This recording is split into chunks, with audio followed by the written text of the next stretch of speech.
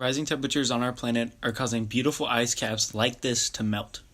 Global warming has caused the ocean's temperatures to rise 1.33 degrees Fahrenheit over the last century. While this number is small, the consequences could be huge. If we don't stop the ice caps from melting, the world's oceans could rise over 200 feet and drown the world's major cities, and force a huge migration of people and animals out of these areas. If we keep adding carbon into the atmosphere like we do now, we could have an ice-free world within 5,000 years. In the next 25 to 30 years, we could see the Arctic have no ice in its summer months. If we can start cutting back on our carbon emissions, we can give scientists more time to come up with ways to save our ice caps. A proposed idea is that since ice caps scrape against bedrock in the ocean, we can cool down that rock, and that can help refreeze some of the ice. Now, this idea is obviously not the perfect solution, but where we're at right now, we need to buy our world scientists more time to try and fix what we have done to this planet. Trees play a very important role in global warming. They help control the amount of carbon dioxide in the atmosphere. However, if we cut down a major amount of trees, there is a higher chance of an increase of heat in the atmosphere. So let's keep the deforestation to a minimum, because trees are awesome. Throughout the world, about 900 million trees are cut down each year. That means about 2.47 million trees are cut down every day.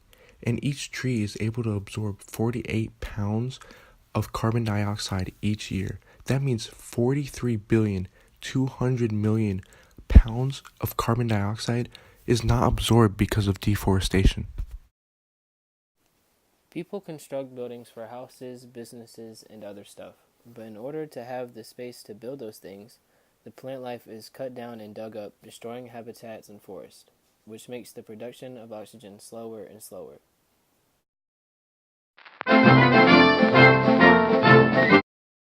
We can start trying to bring trees back by reducing how much paper we use, and also start replanting trees. If we reduce the amount of paper we use, not as many trees will be cut down. We can then plant more trees and watch the world's tree population start to rise, which would help with our carbon emissions and start to help treat our water. The rising of the oceans is caused by the melting of ice caps. Sea levels have risen 20 centimeters in the last 100 years and is starting to speed up. The rising can result in the destruction of coastal areas being swept away by the ocean. Global warming may cause the ocean temperatures to increase and create extreme storms. These storms may have the potential to severely damage structures and habitats. Alongside these storms, there's extreme drought. Renewable energy is one of the most effective tools in the fight against global warming. Global warming is caused by the output of carbon dioxide into the atmosphere.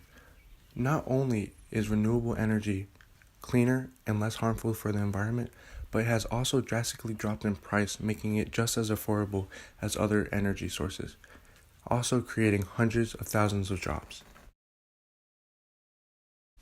Overall, there was an estimated 254.4 million registered cars in the United States.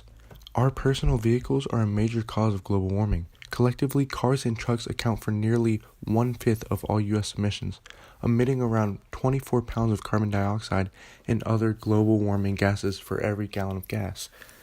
About 5 pounds comes from extraction, production, and delivery of the fuel, while a great bulk of heat-trapping emissions, more than 19 pounds per gallon, comes straight out of the car's tailpipe. The extraction and use of non-renewable energy is the cause of the most environmental damage out of anything humans do. Only 14.3% of energy used in the U.S. is renewable. This is because using non-renewable energy is cheaper and more efficient than using renewable energy. The main problem of using non-renewable energy is that it releases a lot of harmful greenhouse gases into our atmosphere that help contribute to global warming. If people around the world start using renewable energy more than non-renewable energy, the rate of climate change will slow and we can start to make the world a healthier place. Agriculture is the second largest contributor to global warming in the world. Beef consumption causes 2,000 pounds of carbon dioxide to be released into the air annually.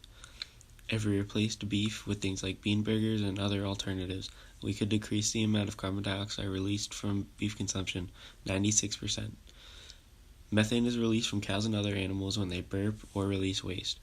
Methane is 30 times better at trapping heat, which if enough is put into the air, all that methane trapping heat could raise the temperature and contribute to more global warming.